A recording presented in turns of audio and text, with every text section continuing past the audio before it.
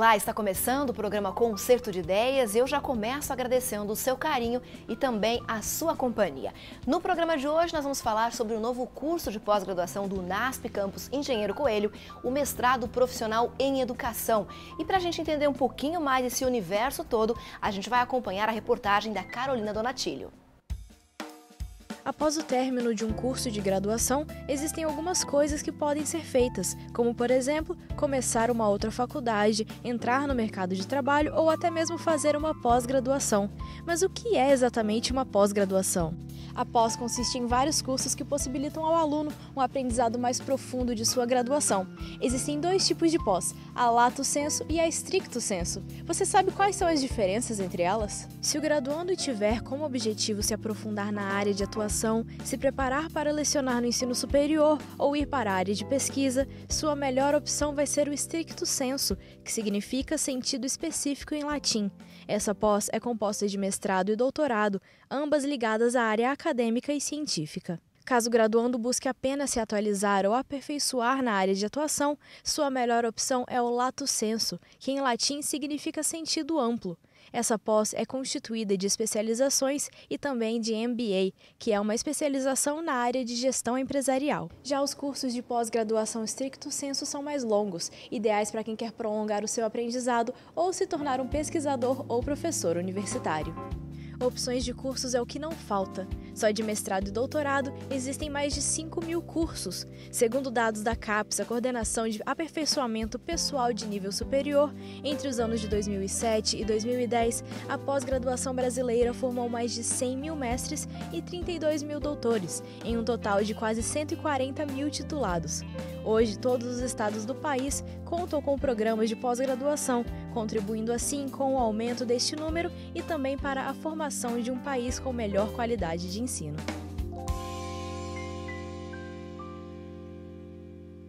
São novas oportunidades de crescimento e de qualificação profissional. E quem vai conversar com a gente sobre esse tema do programa Concerto de Ideias de hoje é a professora Gildene Lopes. Tudo bom, professora Gildene? Tudo bem, é um prazer estar aqui com você, Betina. É bom tê-la com a gente no Concerto de Ideias. A professora Gildene, ela é graduada em Pedagogia pela Faculdade Adventista de Educação e doutora em Psicologia pela PUC de Campinas. E a nova coordenadora do mestrado profissional em Educação. É isso, professora Gildene? É isso mesmo, esse grande desafio aí. E privilégio também. Com certeza. E é um desafio que tem sido sonhado há bastante tempo, né? Há bastante tempo, né? Já é um sonho não só do NASP, mas também do Sistema Educacional Adventista, né? Que faz aí a sua história e todos os profissionais almejavam por um curso desse, né? Um curso de mestrado profissional em educação.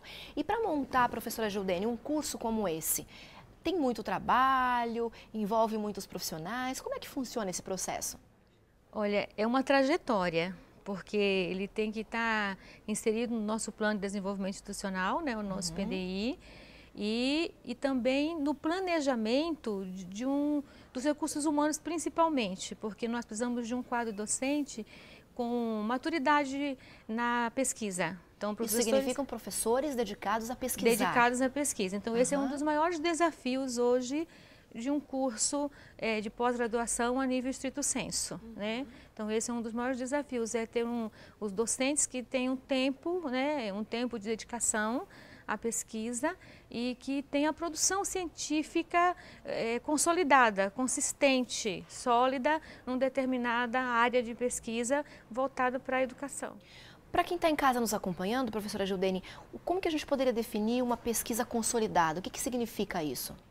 Olha, é uma pesquisa que tem uma área né, de concentração e que ela possa ter uma linha de pesquisa em que exista grupo de professores que trabalhem em projetos de pesquisa e que todo esse trabalho resulte na produção do conhecimento. Que aí é onde eles são colocados em forma de dissertações, de artigos científicos, né, e também de materiais, né, materiais didáticos que tenham uma fundamentação teórica consolidada para auxiliar o professor na sua prática do dia a dia na sala de aula. Ok. E é comum nas universidades professores dedicados à pesquisa? Essa é uma exigência? Nas universidades é o diferencial da universidade, porque o ensino superior está voltado para três tripé, né? O ensino, a pesquisa e a extensão, né? Então, a nível de graduação, a gente trabalha com a iniciação científica. Então, que é o início na pesquisa científica. O nosso aluno de graduação, ele tem até um trabalho chamado Trabalho de Conclusão de Curso, o né? Famoso TCC, né? O famoso TCC, que dá uns calafrios em alguns, né? Então, esse TCC já é uma iniciação científica. Por quê? Porque o indivíduo que ele está terminando uma graduação, ele vai ser um profissional. Então, o objetivo da pesquisa não é só para você ser um cientista, né? É para você também lançar mão da pesquisa como uma ferramenta para o seu crescimento no exercício da profissão, seja ela qual for. Então, ela é presente nos cursos de graduação e aqueles que querem prosseguir no curso de pós-graduação. Aí nós temos vários cursos de pós-graduação, né? Os lato sensu e os estrito sensu. No caso do mestrado, doutorado é o estrito sensu, né? Então, ele já inicia a pesquisa aí. E aí, quando ele vai para um curso de pós-graduação, então, já é uma pesquisa mais aprofundada, ele tem que tomar mais tempo para pesquisar, ele tem que focar um tema específico, tem que ser algo que seja inovador. Vamos dar um exemplo, professora, para quem está em casa nos acompanhando? Um exemplo de pesquisa que levou tempo, que se utilizou de um tema específico, de repente a sua pesquisa de mestrado, a senhora lembra qual foi? Eu não tem como esquecer. De jeito nenhum, né? Não tem como esquecer, 4 anos. No meu doutorado, eu estudei sobre estilos de aprender no ensino superior. Né? Estilos de aprendizagem. Estilos de aprendizagem no ensino superior.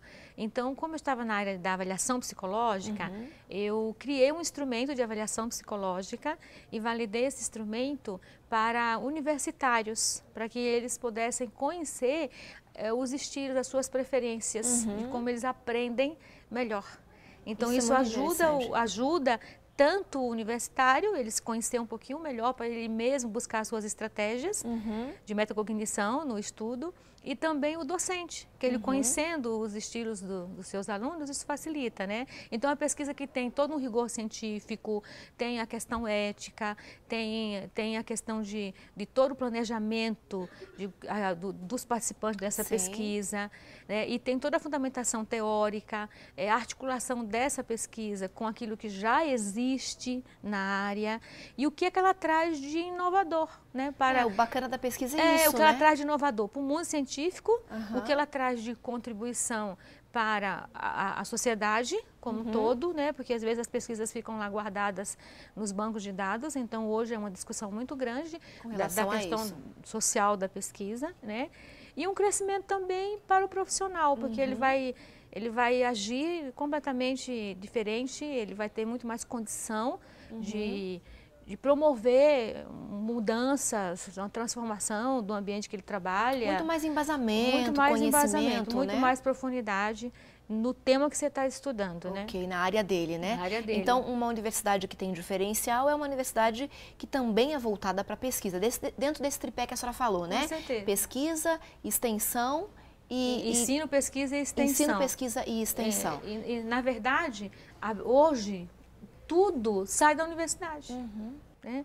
Então, as dificuldades, vamos supor, o indivíduo está lá com uma dificuldade, vamos falar na área da educação, está com uma dificuldade num processo de alfabetização. Sim. Né?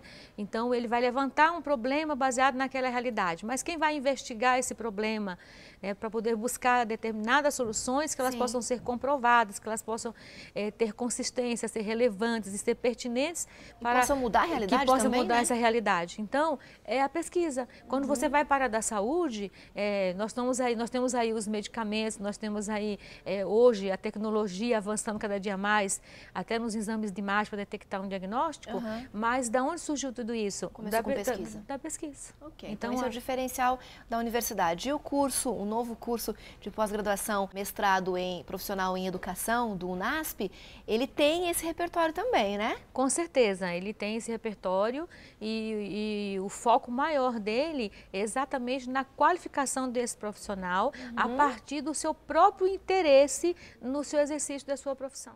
E quem pode participar desse mestrado, Olha, professora? O público-alvo do mestrado em educação, é claro que ele está mais direcionado àqueles que estão envolvidos com as questões educacionais, tanto na docência como na gestão. Sim. Então, pode ser profissionais de qualquer área, desde que eles estejam envolvidos nas questões acadêmicas. Ok. Entendeu? Então, ele pode ser um engenheiro, ele pode ser até um médico, ele pode, entendeu? Ele pode ser um arquiteto, ele pode ser um administrador, né? Desde que ele tenha envolvimento com a educação. Com a educação, desde a educação básica até o ensino superior. Ok, e para entrar no mestrado?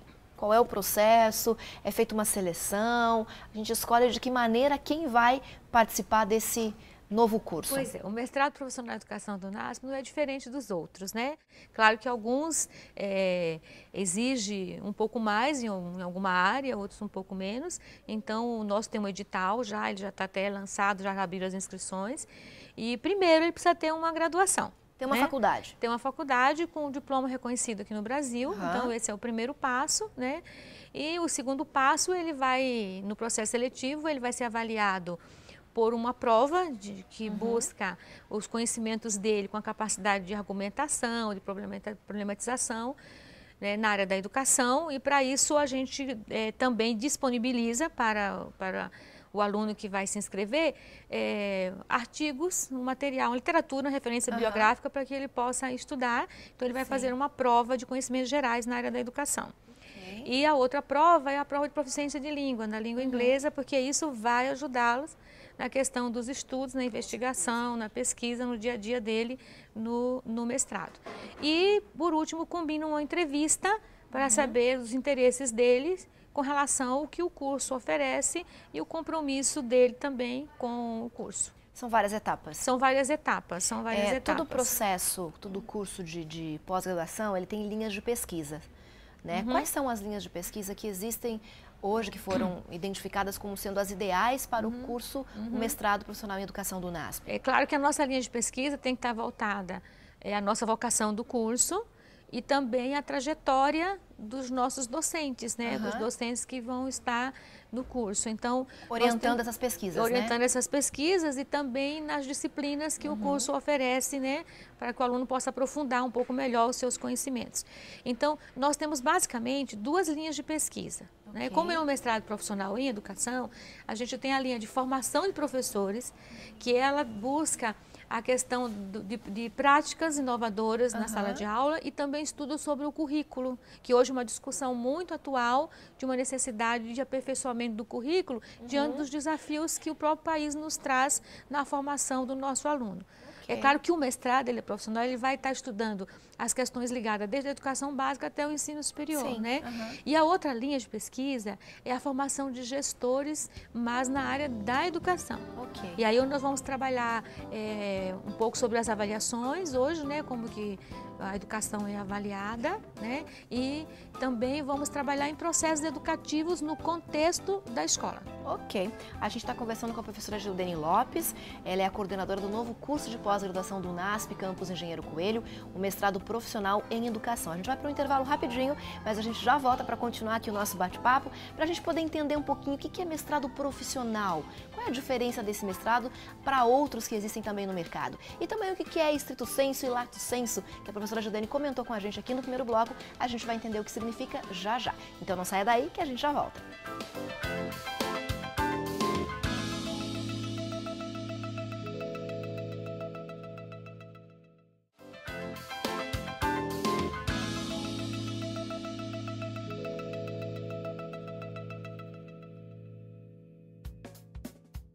Estamos de volta com o Concerto de Ideias e eu quero fazer uma pergunta para você que está nos acompanhando. Eu ainda não recebi o seu recadinho lá nas nossas redes sociais. Você já fez contato com a gente? Pois é, os nossos endereços aparecem aí no seu vídeo para que você possa mandar a sua sugestão e participar com a gente aqui do Concerto de Ideias. Hoje nós estamos falando sobre o mestrado profissional em educação do NASP Campus Engenheiro Coelho, conversando com a professora Gildene Lopes, que é a coordenadora desse novo curso. No primeiro bloco nós falamos um pouquinho, professora Gildene, do significado de montar um curso desse numa instituição, qual é o trabalho que dá, o que precisa, quais são os critérios. E agora a gente vai entender um pouquinho mais, na prática, como que vai funcionar esse curso e qual é o benefício que traz para quem vai cursá-lo, né? Para o docente, para o profissional que está trabalhando também na área de educação. Mas antes da gente continuar o nosso bate-papo, a gente vai acompanhar uma conversa bem interessante que o nosso repórter Gustavo Santos fez no quadro Na Prática.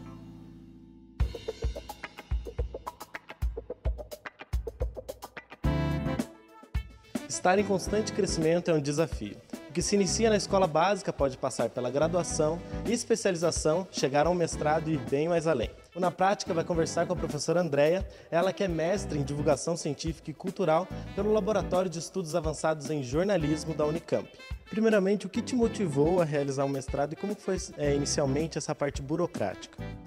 Então, eu sempre gostei de estudar, isso foi uma motivação, mas eu vim trabalhar daí dentro de uma instituição acadêmica e o caminho natural seria eu continuar meus estudos, né?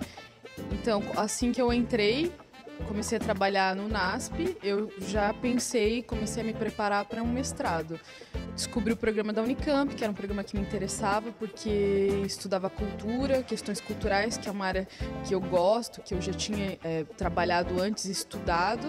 Então, eu optei pela Unicamp, pelo LabJOR, e o processo consiste em quê? Você precisa apresentar um projeto, que é uma ideia de pesquisa, né? Olha, eu gostaria de pesquisar isso e eu vou pesquisar baseado nesses autores e com esses procedimentos. E o que o desafio de iniciar o mestrado implicou no seu dia a dia? Então, a rotina ficou bem mais complexa, né? Eu já dava aulas e, além disso, eu cumpria e cumpro um horário durante o dia, algumas horas. Então, ficou bastante complicado a questão de tempo. O mestrado exige bastante dedicação, porque além das leituras que você tem que fazer por causa das disciplinas que você faz, cada professor exige um nível de leitura, você ainda também precisa ler coisas para o seu projeto, fazer pesquisa relacionada ao tema mais específico que você escolheu. Então, foi bastante difícil no começo, eu precisei me adaptar, porque meu tempo ficou bem escasso, e também precisei fazer alguns sacrifícios, né? Perder um pouco de lazer, e até um pouco de sono, para poder dar conta das demandas. Então, assim, não é um caminho fácil, mas traz muitas recompensas. Realmente o caminho deve ser bem árduo. Mas e o sentimento depois de concluir um mestrado? Conta pra gente um pouquinho disso. É fantástico, né? Porque depois de todo o esforço que você faz, dos sacrifícios, né? Você terminar essa etapa e perceber que você está melhor, né? Que estudar e passar por esse processo difícil de falta de tempo, de esforço intelectual que o mestrado exige, você está melhor, que a sua mente está mais ampla, os seus conhecimentos, e que isso se reflete no seu dia a dia, nas suas conversas, nas aulas que você dá, obviamente, né, na maneira como você se relaciona com as pessoas e trata as situações. Então, assim, é um benefício que modifica todos os aspectos da nossa vida. A gente se torna uma pessoa muito mais ampla em todos os aspectos. Mudou a minha vida nesse sentido. Eu me sinto mais ampla, enfim, foi uma expansão muito grande assim, de horizontes. Obrigado então, professora Andréia, por ter conversado com o Na Prática. E a gente fica por aqui, nos encontramos no próximo programa. Até lá!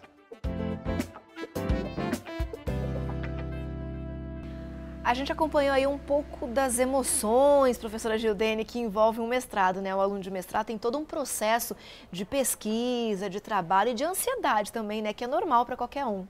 Com certeza, né? Eu digo que isso daí é o mais realizador na pesquisa, né? Porque você sempre descobre que você pode saber mais. Aprender um pouco mais, né? Sempre você descobre. Aí quando você imagina que você está terminando, você está começando. Professora Gildene, quais são as dificuldades principais para se implantar um curso de mestrado numa universidade? Você fala assim, da instituição em si. Isso. Olha, são desafios muito grandes, porque para você ter hoje autonomia, uma maturidade na pesquisa, ter um grupo de docentes que focam em determinada área, porque o conhecimento ele é muito abrangente, né? Então, por exemplo, na área da educação, nós poderíamos escolher aí diversas linhas de pesquisa. A gente precisa de um grupo focado numa área de concentração e com a maturidade já consolidada de pesquisa. Então, para isso, a gente depende também de uma maturidade na nossa trajetória nos cursos de licenciaturas, em especial, por ser um curso de formação de professores, né? Mais baseado em formação de professores. Então, a gente precisa ter uma trajetória. Então, isso foi, assim, uma história, né, para poder a gente hoje conseguir. Então, tem os desafios dos recursos humanos, que são os docentes, pesquisadores.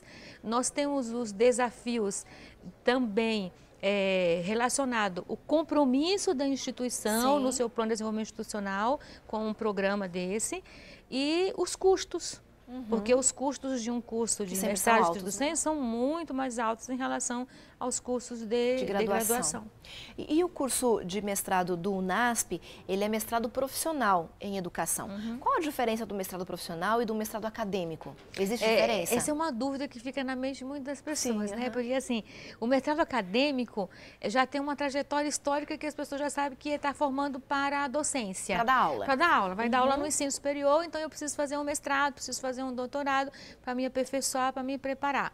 O mestrado profissional, ele também prepara para a docência, né? O indivíduo que termina o mestrado profissional, ele pode ser docente no ensino superior, como ele não pode... tem restrição? Não tem restrição, como ele também pode dar continuidade num doutorado, não tem nenhum problema. Agora, qual que é a diferença? A diferença é na condução da investigação. Então, no mestrado profissional, ele está mais relacionado, fazer uma relação mais próxima entre a teoria e a prática, né? As questões de pesquisas, elas estão mais próximas da realidade do profissional, do mercado de trabalho, do contexto que ele vive, né?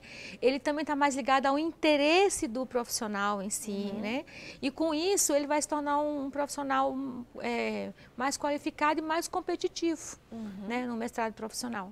Hoje as pessoas têm procurado mais o mestrado profissional ou o mestrado acadêmico? Também é relativo? Está bem relativo. Agora, aqueles que querem, de fato, mais um aprofundamento na sua área que já está atuando, eles buscam mais o profissional, porque eles vão ter mais espaço para pesquisar já voltado para essas questões. Aqueles que querem mais prosseguir como pesquisador, né, aí que querem dar uma continuidade para um doutorado e a sua carreira ser puramente acadêmica, aí muitos buscam também o mestrado acadêmico, né? Mas os dois, tanto o mestrado profissional como o mestrado acadêmico, os dois também poderão prosseguir num doutorado, não tem nenhuma dificuldade. No primeiro bloco nós conversamos, professora, sobre um pouquinho das vantagens, dos benefícios da pesquisa, né? Tanto para o universo acadêmico quanto para as pessoas no dia a dia, né? Descobertas que foram feitas a partir de pesquisas acadêmicas. Agora, para o profissional que se dedica a um mestrado, há uma diferença depois, no dia a dia da profissão, daquele que fez mestrado para o que não fez? Na qualidade do trabalho, na forma de se relacionar? Há uma diferença, professora? Olha, eu acredito que essa diferença, ela é bem perceptível, ela é bem sensível. Por quê? Porque o indivíduo que pesquisa, ele não se conforma, ele não tem aquele espírito de conformismo com a realidade que ele está vivendo. Então, ele parte para a investigação, ele vai buscar. E essa atitude, ela vai estar presente em todos os desafios. Então, hoje a gente está no mercado de trabalho, não só na educação, mas em qualquer outra área, outro segmento, que as pessoas precisam estar diante da busca da resolução de problemas. O mercado hoje está muito mais preocupado com as pessoas que têm essa capacidade criativa de poder mudar, transformar, criar algo que seja inovador, que seja diferente, que facilite o processo, do que aquele que só tem apenas o conhecimento. E a pesquisa, ele ensina, eu digo que ele doutrina, que ele treina mesmo a pessoa a essa sensação de busca e não estar conformado com aquilo que ele está A gente pode dizer que é quase como pensar sobre o fazer? Pensar se sobre pensa o o que se faz e não apenas se faz de maneira mecânica. Isso mesmo. Não dá mais para dar aula usando o caderninho de 10 anos atrás. Isso mesmo. Né? A gente não está mais nesse momento, né? É preciso se reciclar, se qualificar. E um mestrado profissional é uma boa alternativa. Uma boa alternativa. O mestrado do UNASP, professora, começa quando? Olha, nosso mestrado vai começar as aulas em agosto. O processo seletivo já está aberto até o dia 9 de junho. 9 de junho? De junho. Então, para quem está nos acompanhando de repente, tiver interesse em se inscrever, como é que faz? Ele vai acessar o nosso site, ele pode acessar o site do UNASP. Ok, que está aparecendo aqui no nosso vídeo. Isso, e aí lá no site do UNASP vai ter um link do nosso mestrado, e lá no link do mestrado está explicando as disciplinas, o processo seletivo, a inscrição, os passos para ele fazer a inscrição. Ele vai fazer tudo online. Tudo online? Tudo online. O edital também está lá, tudo online. As aulas são presenciais? As aulas são presenciais, né? Vão acontecer durante o semestre, vai ser 4 semestres, né? São então, 2 são 2 anos. anos de curso, né? E o aluno recebe um cronograma, né, das datas das aulas, que também está especificado tudo lá no nosso edital, né, os dias das aulas e as disciplinas também. E ao final desses 2 anos recebe o título de mestre? Ele conclui as disciplinas e conclui a pesquisa, né? Então ele conclui a sua pesquisa, fazendo a sua apresentação pública da sua pesquisa, a sua defesa pública. Então ele recebe o título de mestre, né, mestrado profissional em educação. Ok, professora Jordane, muito obrigada pela sua participação aqui no Concerto de Ideias, trazendo para a gente sempre novidades com relação ao NASP. Com certeza, é um prazer. E obrigada a você pelo seu carinho, obrigada pela sua companhia. A gente vai ficando por aqui e a gente volta na próxima semana com um novo tema para você que acompanha o Concerto de Ideias. Um abraço muito carinhoso e até lá!